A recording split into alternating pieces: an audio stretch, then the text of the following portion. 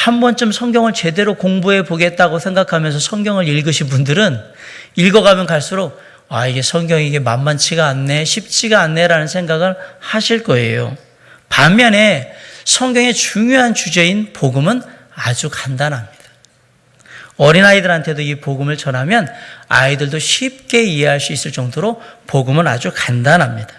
근데 신기한 것은 이렇게 간단한, 단순한 복음, 간단한 성경의 중요한 주제를 10년, 20년 교회를 다니고도 성경을 수없이 많이 읽었는데도 불구하고 성경 공부를 오래 많이 하면서도 불구하고 모르는 경우가 허다하게 많더라라는 사실. 성경을 아는 사람들은 많습니다. 창세기에 대해서 잘 설명할 수 있는 사람, 또 시편에 대해서 잘 설명할 수 있는 사람, 전도서에 대해서 잘 설명할 수 있는 사람, 또 계시록 같은 걸 잘 설명하거나 사도행전, 복음서에 대해서 잘 설명할 수 있는 사람들은 많은데 성경의 핵심인 복음을 명확하게 깨닫고 설명할 수 있는 사람들은 그리 많지 않더라라는 사실이에요. 사랑하는 성도 여러분, 성경의 중요한 주제인 복음에 대해서 정확하게 이해하고 계십니까? 하나님께서 우리에게 아까 찬양에서 나왔던 십자가의 그 사랑의 메시지를 전해주셨고 우리에게 우리의 죄를 다 대신하시는 은혜의 메시지를 전해주셨고 그러므로 우리를 구원하신다는 너희들을 구원하여 하나님의 자녀 삼기 원한다는 그런 정말 간절한 마음으로 우리에게 계속해서 말씀을 통해서 여러 가지 많은 방법으로 얘기하고 있는데 그 이야기들, 그 음성들을 들어보신 적이 있느냐라고 물어보는 겁니다. 오늘 사도행전 13장에 보면 사도 바울이 복음의 핵심에 대해서 천천히 얘기를 하고 있습니다. 어쩌면 오늘 주보에 보니까 설교의 제목이 복음을 아십니까? 다 들었네. 내가 다 아는 건데 이미 다 알고 있는 내용일지도 모릅니다. 그리고 하지만 사도 바울이 상관없이 복음을 전하고 있다는 사실이에요. 왜냐하면 복음을 머리로 아는 사람들은 많지만 정말로 인격적으로 하나님을 만나고 예수 그리스도를 만나서 그분을 마음에 모셔드린 사람들은 지금도 그 시대에도 적기 때문에 그렇게 했던 겁니다. 오늘 본문 38절에 보면 시작을 어떻게 하냐면 그러므로 라고 시작을 합니다. 그러므로 형제들아 너희가 알 것은 이 사람을 힘입어 죄사함을 너에게 전하는 이것이며 라고 되어 있습니다. 형제들이 무엇을 알아야 된다고 말씀합니까? 이 사람을 힘입어 죄사함을 받았다는 사실을 알아야 한다라고 얘기를 합니다. 성경의 중요한 주제인 복음에 대해서 우리가 알고자 한다면 제일 먼저 알아야 되는 게 뭐냐면 죄예요, 죄. 죄가 무엇인지를 알아야 합니다. 죄가 뭡니까? 죄. 어릴 때 제 친구 중에 꼭 그 친구들 도시락 몰래 까먹고 그랬던 애들이 있어요. 2교시, 3교시 끝나면 몰래 나가서 그냥 쉬는 시간에 다 먹고 이렇게 들어와서 빈 도시락 갖다 놓거나 아니면 반 갖다 놓거나 그게 죄입니까? 아니면 엄마한테 참고도 산다고 돈 달라고 해가지고 그거 가지고 돈가스 먹고 떡볶이 먹고 음료수 사 먹고 그게 죄입니까? 아니면 마음속에 불결한 생각을 하는 거 그게 죄입니까? 물론 이 모든 것은 다 죄입니다. 그러나 성경이 말하는 죄는 이것들 이상의 말은 겁니다. 성경은 이런 것들을 얘기하는 죄를 얘기하고 있는 게 아니라는 얘기입니다. 죄가 무엇인지를 알기 위해서는 먼저 내가 누구인지, 인간이 어떤 존재인지를 분명히 알아야 합니다. 많은 사람이 나는 누구인가? 인간은 어떤 존재인가를 알기 위해서 고민하고 많은 연구들을 했어요. 그런데 성경이 말하는 인간은 너무나도 분명하게 얘기를 하고 있어요. 창세기 1장 27절에 성경은 하나님이 자기 형상 곧 하나님의 형상대로 사람을 창조하시되 남자와 여자를 창조하셨다라고 말씀하셨어요. 그러면 성경이 말하는 인간은 어떤 존재냐? 하나님의 형상대로 하나님이 지으신 존재라는 사실이에요. 그러면 하나님의 형상대로 지음받았다, 만들어졌다는 얘기는 무슨 뜻이냐? 거기에는 특별히 크게 두 가지 의미를 담고 있는데요. 첫 번째는 우리의 성품이 하나님의 성품을 닮아가게 만드셨다 이 얘기예요. 또 하나는 다른 피조물들이 사람을 바라볼 때, 인간들을 바라볼 때 하나님은 저런 분이시구나 하는 걸 알게 하도록 누구를 만드셨다? 우리를 만드셨다는 얘기예요. 좀 비약한다면 짐승들이 보면서 하나님이라는 존재가 혹시라도 어떤 존재인가 생각할 때 사람을 보면 하나님이 저런 분이시구나라는 걸 알 수 있도록 만드셨다 이 얘기예요. 하나님이 어떤 분이시냐? 하나님은 거룩한 분이시고요. 사랑이 많으신 분이고 지식이 끝이 없으신 분이시고 자비로우신 분이고 은혜가 풍성하신 분이고 노하기를 더디하시는 분입니다. 하나님은 평강의 하나님이요 기쁨의 하나님이요 하나님은 의의 하나님이고 거룩하신 하나님입니다. 어둠과 죄악의 그림자가 하나도 없는 분입니다. 하나님은 여러 가지 많은 것들을 설명할 수 있습니다. 그런데 우리는 날마다 수없는 갈등과 고민과 시기와 질투와 미움과 후회와 자책감으로 매일 시달리며 삽니다. 하나님의 모습과 너무 다름. 중요한 건 우리는 하나님의 형상대로 지음받은 사람이란 줄. 그런데 우리의 삶은 하나님의 형상과는 전혀 무관한 삶을 살고 있습니다. 그럼 고민이 생기죠. 다른 모든 피조물들이 사람을 바라볼 때 하나님은 저런 분이시구나라는 긍정적인 이미지를 우리를 통해서 볼 수 있도록 하기 위해서 하나님의 형상대로 사람을 지으셨는데 왜 우리는 하나님의 형상다운 삶을 살지 못할까? 왜 그럴까? 그 이유가 뭘까? 성경은 그 일을 간단하게 얘기하는 거예요. 바로 죄 때문에 그렇다라고 얘기해요. 하나님이 우리를 하나님의 형상대로 지으셔서 아담과 하와를 에덴 동산에 두셨어요. 그리고 하나님과 늘 교제하며 살게 하셨어요. 그런데 어느 날 거기에 손님이 하나 찾아와요. 사단마귀가 찾아와서 에덴 동산에 와서 하와를 만납니다. 그리고 하와에게 이렇게 얘기합니다. 하와야, 왜 하나님 말을 그렇게 들으면서 굴복하면서 그렇게 사냐? 너도 선악과 먹으면 하나님하고 똑같이 될 수 있어. 그렇게 살 필요 없다? 라고 얘기를 하는 거예요. 그 말을 믿은 하와가 선악과를 따먹고요. 그 순간에 죄가 이 땅에 들어오게 됩니다. 그 죄로 말미암아 세상의 모든 하나님이 세우신 질서가 다 파괴가 되어 버렸습니다. 그리고 우리가 짓는 모든 도덕적인 죄, 거짓말, 도둑질, 간음, 사기, 시기, 질투, 탐욕, 마음속에 나쁜 이 모든 것들이 다 벌어졌는데 이 모든 나쁜 것들이 벌어지게 된 이유는 딱 하나의 죄 때문에 그래요. 그 죄가 뭔지 아십니까? 하나님을 멀리 떠나버렸기 때문에 그런 거예요. 하나님께서는 우리를 하나님과 늘 교제하시며 하나님과 함께하고 하나님과 떨어져는 살 수 없도록 하나님의 형상으로 만드셨는데, 지으셨는데 정작 우리는 하나님과 전혀 상관없는 삶을 사는 존재가 되어버렸어요. 가까이서 보면 부부와 부부 사이에도 서로 사랑하지 못하는 관계가 되고 부모와 자식 가운데도 서로 사랑하지 못하는 그런 존재가 되어버렸어요. 왜 그렇게 됐습니까? 우리가 하나님의 형상을 떠나서 멀리, 하나님으로부터 멀리 떠나버렸기 때문에 그렇게 됐다라고 성경은 얘기합니다. 성경이 말하는 죄인은 하나님의 형상대로 지음받았음에도 불구하고 이 사실을 깨닫지 못하고 인정하지 못하고 내 마음대로 하나님을 멀리 떠난 사람을 뭐라고 부르느냐? 죄인이라고 부르는 겁니다. 알량하게 도시락 까먹고 친구 도시락 몰래 훔쳐먹고 그리고 엄마 속여서 그거 갖다가 돈가스 사 먹고 떡볶이 사 먹었다고 그걸 죄인이라고 하는 것이 아니라 나는 원래 하나님의 자녀로 하나님의 형상으로 지음받았음에도 불구하고 하나님께서 그렇게 하셨다는 사실을 깨닫지 못하고 인정하지 못하고 내 멋대로 하나님을 멀리 떠난 그 사람을 뭐라고 부르느냐? 죄인이라고 부른단 말이에요. 이 사실을 이사야 53장 6절에서 이렇게 말씀하고 있어요. 우리는 다 양 같아서 그릇 행하여 각기 제 길로 갔거늘 여호와께서는 우리 모두의 죄악을 그에게 담당시키셨도다. 이사야서 53장 6절에서 말하는 우리의 모든 죄악은 과연 뭘까? 아까 말한 도둑질입니까? 시기 질투하는 겁니까? 살인하는 겁니까? 뭐냐? 그런 거 아닙니다. 이사야서 53장 6절에서 말하는 죄악은 간단합니다. 각기 제 길로 간 것이 죄악입니다.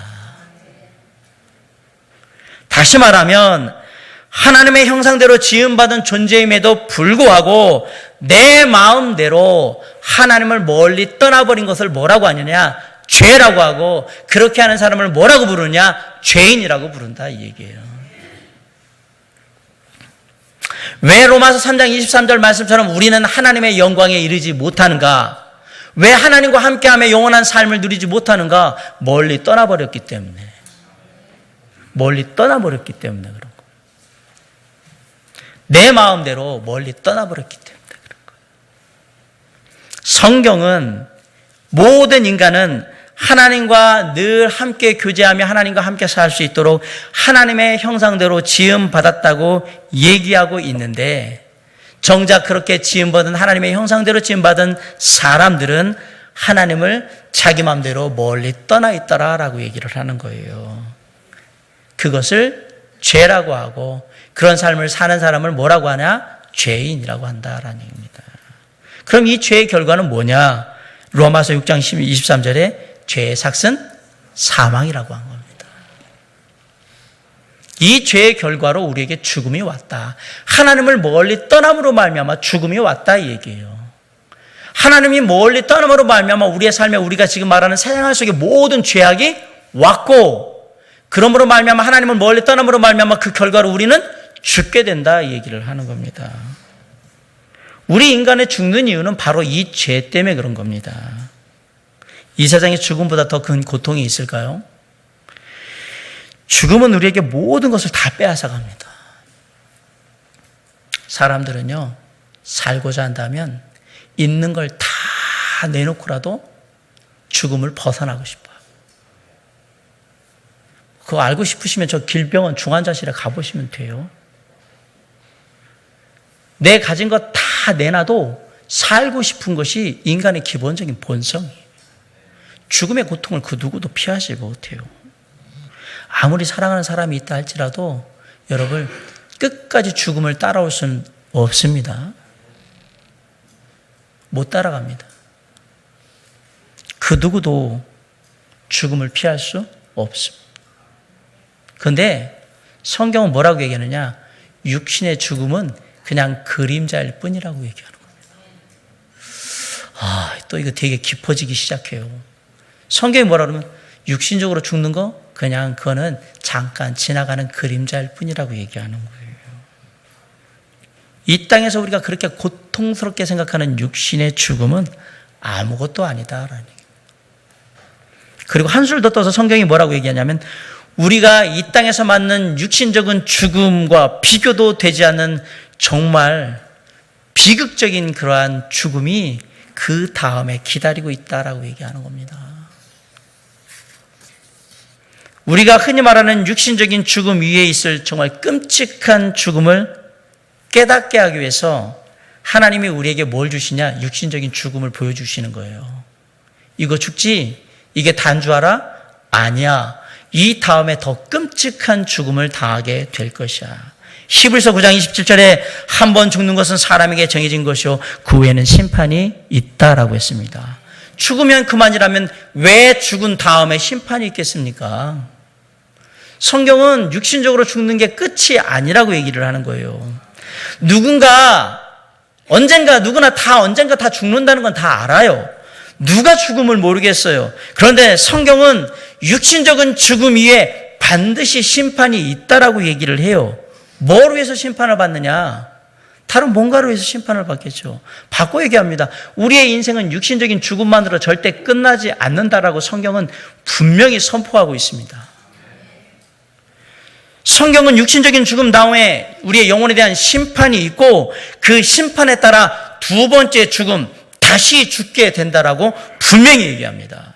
계시록 21장 8절에 그러나 두려워하는 자들과 믿지 아니하는 자들과 흉악한 자들과 살인자들과 음행하는 자들과 점술가들과 우상숭배자들과 거짓말하는 모든 자들은 불과 유황으로 타는 못에 던져지리니 이것이 둘째 사망이라. 두 번째 죽음이 있다라고 분명히 얘기를 했어요. 성경은 이 땅의 육신적인 죽음이 문제가 아니라고 얘기를 하는 거예요. 죽음 이외에, 육신적인 죽음 이외에 다가올 두 번째 죽음이 참으로 비극적인 죽음이기 때문에 우리가 관심을 갖고 이 비극적인 죽음을 피해야 한다라고 얘기를 하는 겁니다. 우리 모두는 이전에 하나님을 떠난 죄인이었어요. 제멋대로 하나님을 멀리 떠난 죄인이었습니다. 그 죄의 대가로 죽게 되는 것입니다. 이 땅에서의 육신적인 죽음이 끝이 아니라 심판을 통해서 두 번째 죽음, 영원한 죽음을 죽게 되는 것이 인간의 운명이란 말입니다. 사실 인간은 이 두 번째 죽음을 피해보려고 갖은 노력을 다해왔습니다.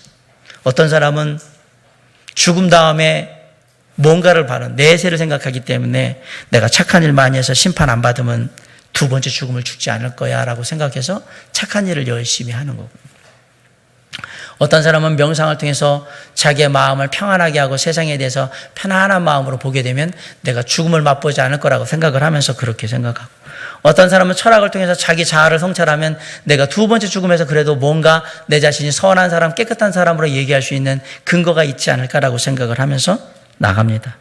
교회 다니는 사람들 중에 어떤 사람들은 나는 꼬박꼬박 주일날마다 예배를 드리는 주일 성수를 했으니까 나는 두 번째 죽음 심판을 당하지 않겠지라고 생각하고, 어떤 사람들은 내가 헌금 생활 똑바로 하면서 남들보다 11조도 많이 했으니까 나는 두 번째 죽음은 죽지 않을 거라고 생각하고, 어떤 사람은 교회에서 내가 직분도 받고 열심히 충성 봉사하면서 열심히 일했으니까 이 공로로 두 번째 죽음은 죽지 않을 거라고 생각을 하면서 그렇게 애쓰고 노력을 합니다.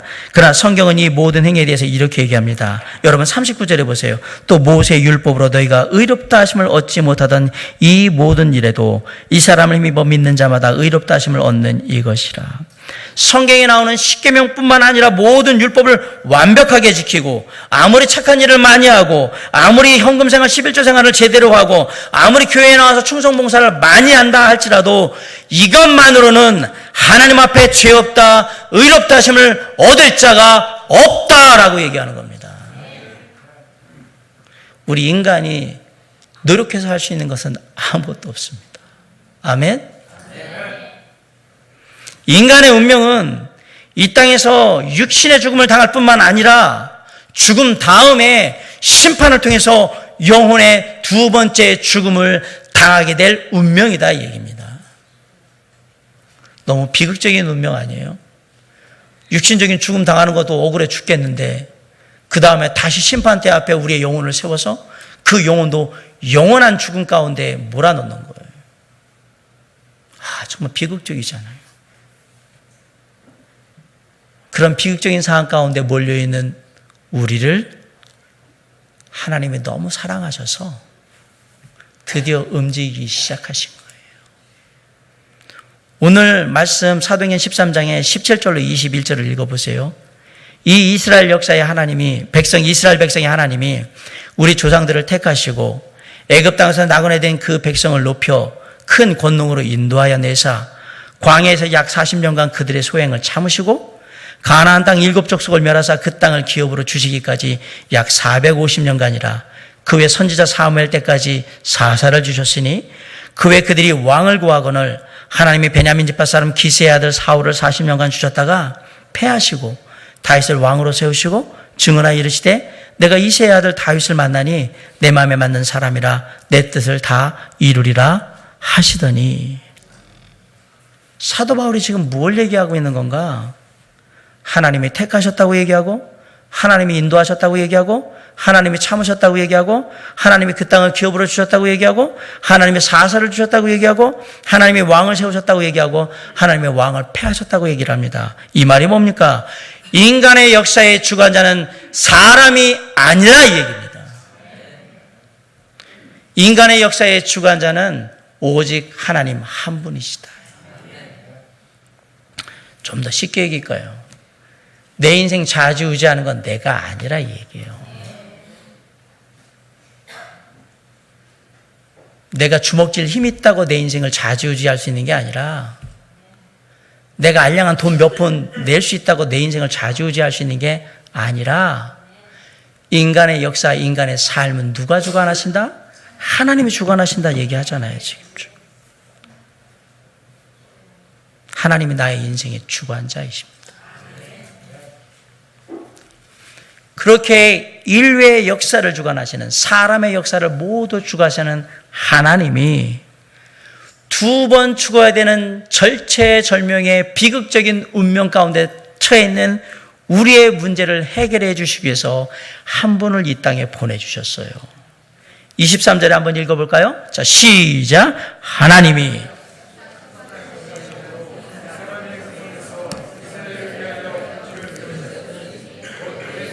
그 누구시라고요? 38절에 우리의 구주시오 그리스도 예수이신 예수를 힘입으라고 말씀합니다. 그런데 중요한 건 26절이에요. 형제들아, 아브라함의 후손과 너희 중 하나님을 경외하는 사람들아, 이 구원의 말씀을 우리에게 보내셨거늘. 그랬어요. 26절에 보면 예수님이 누구라고 말씀합니까? 뭐라고 얘기했습니까? 예수님은 우리에게 보내진 하나님의 구원의 말씀이라고 하잖아요. 갑자기 요한복음 1장이 떠오르네요. 태초에 말씀이 계시니라. 이 말씀이 하나님과 함께 계셨으니 이 말씀은 곧 하나님이시니라. 예수님은 하나님이 보내신 구원의 말씀.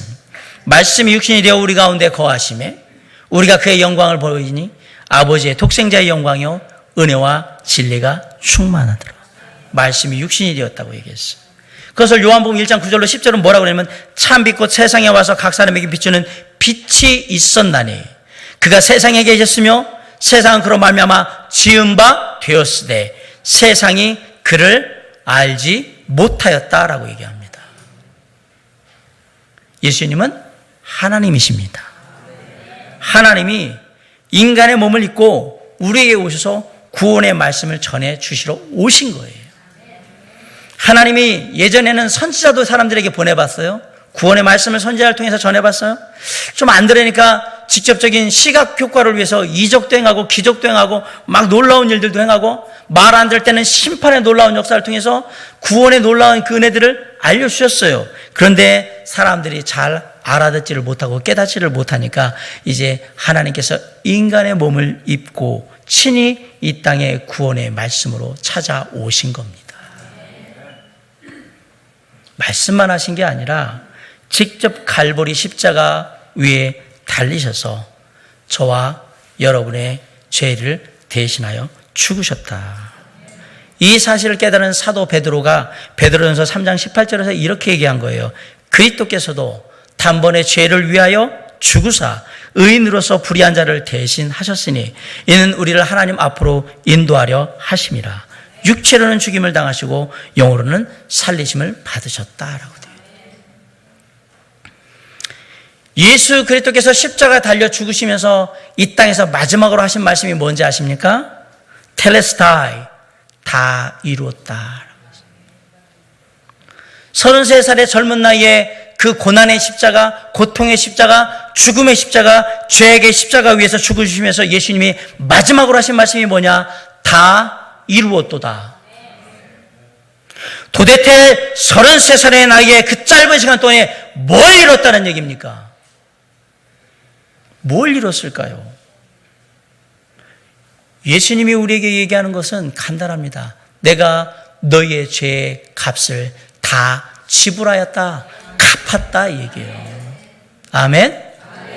그 얘기를 하신 거예요. 예수님께서 십자가 위에서 죽으시면서 너희가 육신의 죽음 이후에 심판을 받고 두 번째 죽음을 당하게 될 텐데 그 두 번째 죽음의 값을 내가 지금 이 십자가 위에서 이미 다 지불했다 이 얘기예요. 그걸 믿어라. 내가 다 지불했다. 두 번째 죽음의 값을 다 지불했으니 우리가 심판을 받습니까? 안 받습니까? 안 받죠. 우리가 심판대 앞에 선다 할지라도 우리는 거기에 적용이 안 된단 말입니다. 그래서 예수님은 뭐라고 얘기했어요? 다 이루었도다. 다 지불했다. 다 갚았다라고 얘기하는 거예요. 그렇게 해서 예수님이 십자가에서 돌아가셨어요. 그런데 예수님은 돌아가신 것으로 끝나지 않고 36절로 30절에 보세요. 다윗은 당시 하나님의 뜻을 따라 섬기다가 잠들어 그 조상들과 함께 묻혀 썩음을 당하였을 때 하나님께서 살리신 이는 썩음을 당하지 아니하셨나니. 다윗은 육신의 썩음을 당하여 죽었지만 예수 그리스도께서는 썩음을 당하지 아니하셨습니다. 뭐 했다는 얘기입니까? 예수님은 부활하셨다 얘기입니다. 왜 하나님 아버지께서는 예수 그리스도를 부활시키셨을까? 거기엔 두 가지 이유가 있습니다. 첫 번째 이유는 예수 그리스도가 하나님이시면서 동시에 하나님의 아들이신 것을 우리에게 증명해 주시기 위해서 부활하신 거예요. 로마서 1장 4절에 보면 성결의 영으로는 죽은 자 가운데서 부활하여 능력으로 하나님의 아들로 인정되셨으니 곧 우리 주 예수 그리스도시니라. 우리가 사람들한테 예수님이 하나님이라는 사실을 증명할 때 뭘로 증명할 거예요? 십자가에 돌아가신 것을 하나님이라고 증명할 거예요? 아니에요. 그 당시에 십자가에 죽은 사람은 수백만 명이 넘습니다. 십자가에 죽었다는 그 사실만으로는 예수 그리스도가 하나님이라는 걸 증명할 수가 없습니다. 물론 예수님의 십자가에 죽으심은 특별한 죽음입니다. 이유는 뭐야? 뭐 때문에 특별할까? 예수님은 십자가에 돌아가셨지만 부활하셨기 때문에 특별한 거예요.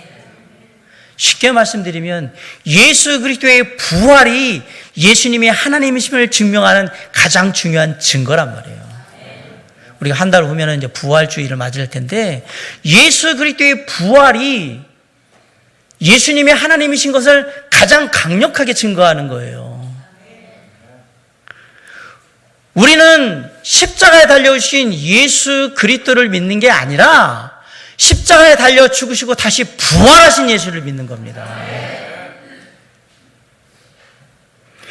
예수 그리스도께서 부활하신 두 번째 이유는 내가 십자가에서 모든 두 번째 죽음의 값을 다 지불하고 죽은 것을 믿음으로 원래 하나님의 형상으로 회복되어 하나님의 자녀가 되는 그 순간 너희도 부활하게 될 거라는 것을 증명해 주신 거예요.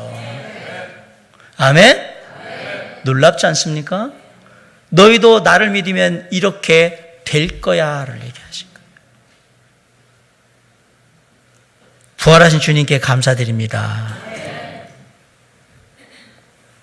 너희가 하나님의 자녀가 되었을 때 내가 너의 모든 하나님을 멀리 떠나서 버렸던 모든 죄악에 대한 값을 다 지불함으로 네가 육신의 죽음 이후에 심판을 통해 두 번째 죽음을 당할 그 운명에서 그 두 번째 죽음의 모든 죄악의 값을 내가 다 지불한 것을 내가 십자가에서 지불한 것을 너희가 믿었을 때 그러므로 하나님의 자녀가 되었을 때 잘 기억해라. 너는 육신적으로 죽을지 모르지만 영으로는 영원히 부활하여 살리라 이 얘기예요. 그리고 육신의 몸도 하나님의 때에 다시 부활할 거라고 얘기하신 거예요. 놀라운 복음입니다.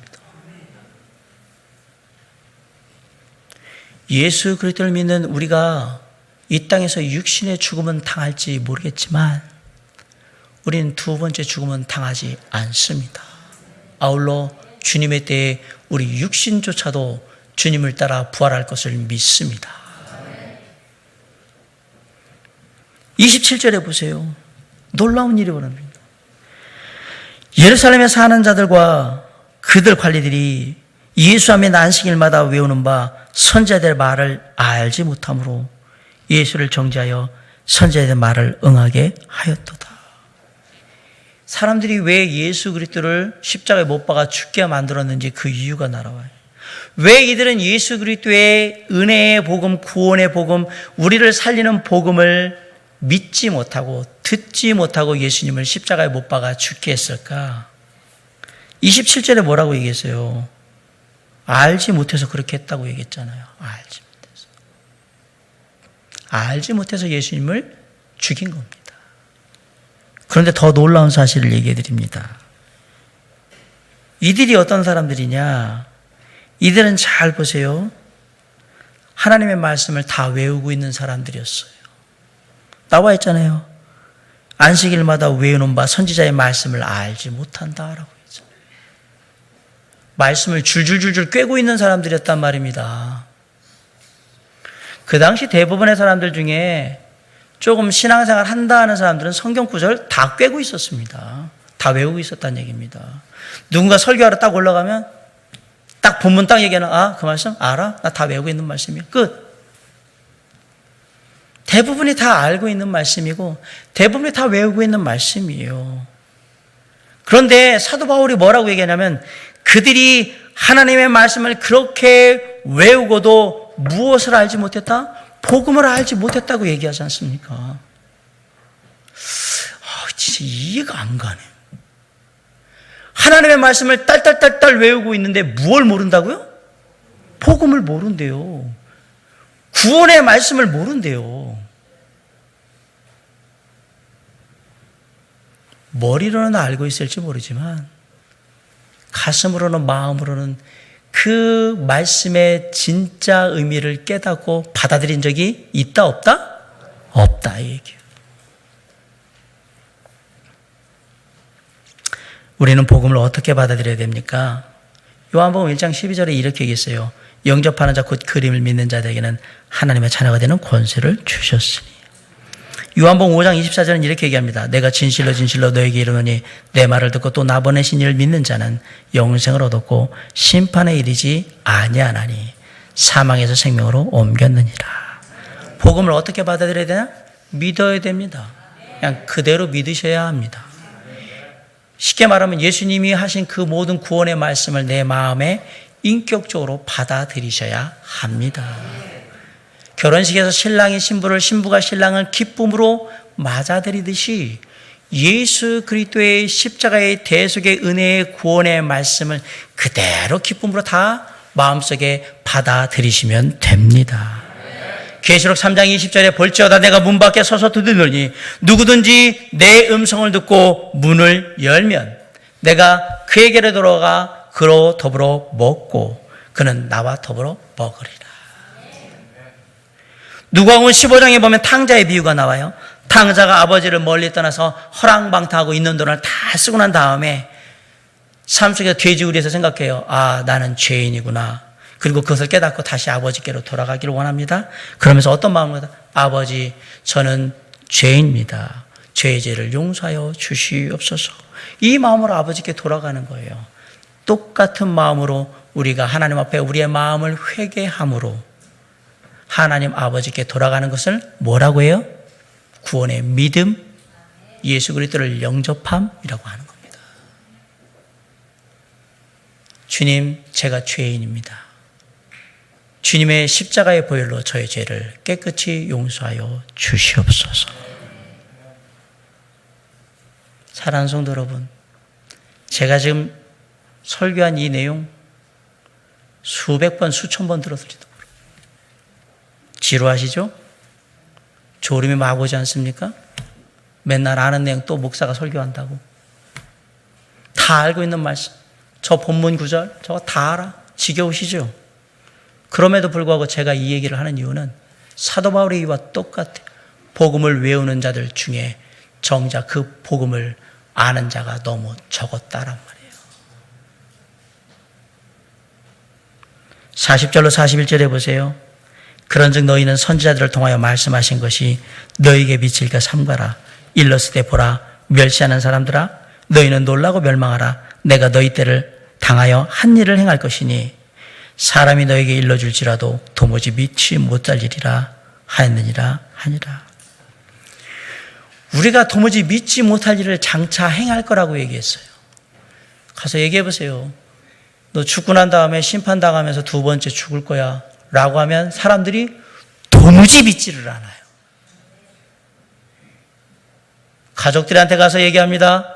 너 심판당하고 두 번째 영원히 죽는 중등 당한다? 도무지 믿지를 않습니다. 친구들한테 얘기를 합니다. 육신적인 죽음이 다가 아니야. 육신적인 죽음을 당하면 영혼에 대한 심판이 있을 거고 너는 그 영혼의 심판에 따라서 두 번째 죽음을 당하게 될 거야 라고 간절히 얘기를 해도 도무지 믿지 못할 텐데 주님이 오늘 뭐라고 얘기하시냐면 그 일을 장차 행할 거라고 얘기하십니다. 여기서 도무지 믿지 못할 일을 장차 행한다고 했는데 그 일이 뭐냐? 백보자의 심판이에요. 네가 정말 복음을 제대로 알고 있느냐? 믿고 있느냐? 성경의 중요한 주제인 복음을 깨닫고 마음속에 진짜 개인적으로 받아들이고 있느냐? 예수님과 개인적으로 인격적인 만남을 통해서 예수님과 함께하는 삶을 살고 있느냐? 예수 그리스도께서 네 삶의 보좌에 모셔져 있는가가 이 심판의 기준이에요. 이거에 합당하면 이 심판을 받지 않는 거예요. 그러니까 두 번째 죽음을 죽지 않습니다. 그러나 이 심판의 기준에 따라서 하나로 저촉이 되면, 제가 말씀드린 데 문제가 생기면 그는 영원한 풀못 두 번째 사망을 당하게 되는 것입니다. 생각만큼 우리에게 주어진 시간과 기회가 많지를 않습니다. 혹시 나는 모태신앙이니까, 나 그래도 성경 꽤 많이 알고 있고 공부하고 교회 꽤 오랫동안 그래도 몇십 년 다녔으니까 내가 그래봐도 교회 장로고 권사고 집사고 뭐 그런데 이런 것 때문에 속고 사는 건 아닌지 모르겠습니다. 정말 예수 그리스도를 개인적으로 만나셨습니까? 사도 바울이 다메섹에서 예수님을 만난 이후에 삶의 모든 것을 버리고 오직 예수 그리스도만을 삶의 주인으로 모셨듯이 그렇게 모시고 계십니까? 다시 한번 스스로에게 질문해 보시기 바랍니다. 나는 정말 예수 그리스도의 십자가의 은혜가 담긴 그 복음의 구원의 복음을 정확하게 알고 있는가? 그리고 나는 분명히 믿고 있는가? 그렇다면 저와 여러분의 시간의 주인은 누구이십니까? 저와 여러분의 물질의 주인은 누구이십니까? 지금 저와 여러분은 무엇을 위해 살고 계십니까? 지금 주님이 너는 무엇을 위해 사느냐라고 물으신다면 자신 있게 저는 하나님의 나라와 하나님의 의를 위하여 살고 있다고 대답하실 수 있으시겠습니까? 혹 돈벌이를 위해서 살고 계시지는 않으십니까? 세상의 명예와 자리를 지키기 위해서 아웅다웅하고 살고 계시지는 않으십니까? 잠깐 있다가 없어질 이 땅의 쾌락을 위해서 살고 있지는 않으십니까? 예수 그리스도 하나님께서 구원의 말씀 되신 그분께서 저와 여러분의 인생의 우선순위의 가장 첫 자리에 모셔져 있기를 주님의 이름으로 간절히 축원합니다. 예수 그리스도께서 저와 여러분의 인생의 우선순위의 가장 첫 자리에 모셔져 있다는 사실은 우리가 이미 복음을 알고 있다는 얘기고 이미 우리가 그 복음을 믿고 있다는 얘기입니다. 비록 우리가 육신의 몸을 입고 있는 인간이어서 연약하고 부족함으로 말미암아 우리의 삶의 모습이 하나님이 원하시고 기대하는 바에는 미칠지 못할지라도 항상 우리의 소원하는 삶의 우선순위가 예수 그리스도를 향하고 있으며 우리 주 예수 그리스도를 기쁘시게 하는 삶을 위해서 열심히 살아가는 삶을 살고 있다면 저와 여러분은 복음을 아는 자요 복음을 믿는 자가 맞습니다. 이 시간 이곳에 있는 모든 분이 저는 우리 주 예수 그리스도의 은혜의 복음을 아는 자, 그 복음을 믿는 자의 삶을 살 수 있기를 주님의 이름으로 간절히 축원합니다. 그래서 먼 훗날 우리가 육신의 죽음을 통해 이 땅을 떠나게 될 때에 우리의 심판이 두 번째 죽음의 심판이 아니라 하나님의 나라에서 하나님과 영원히 함께하는 놀라운 은혜의 시간이 될 수 있도록 오늘 저와 여러분 가운데 임하는 주님의 복음의 은혜가 늘 우리 가운데 분명하게 새겨져 있고 더 나아가서 이 놀라운 복음의 은혜와 축복을 아직까지 알지 못하는 세상의 사람들에게 전하는 저와 여러분의 삶이 다짐되는 그러한 은혜의 시간이 될 수 있도록 성령께서 지금 우리 가운데 임하시기를 주님의 이름으로 간절히 축원합니다. 기도하시겠습니다.